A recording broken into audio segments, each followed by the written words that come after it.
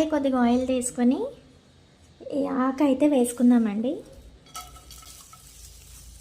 సిమ్లో పెట్టుకొని బాగా ఫ్రై చేసుకోవాలి. ఇది కూడా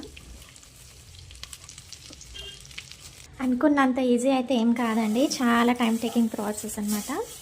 ఇదిగోండి ఇలా క్రిస్పీగా అయితే ఫ్రై చేసుకోవాలి. ఓకేనా, చల్లగా అయ్యాక గ్రైండ్ చేసుకుందాం. ఇదిగోండి రెడీ అయిపోయింది. రెండు బాగా మిక్స్ చేసుకొని స్టోర్ చేసుకొని కంటైనర్లో పెట్టుకొని తింటే చాలా హెల్త్ బెనిఫిట్స్ ఉన్నాయండి.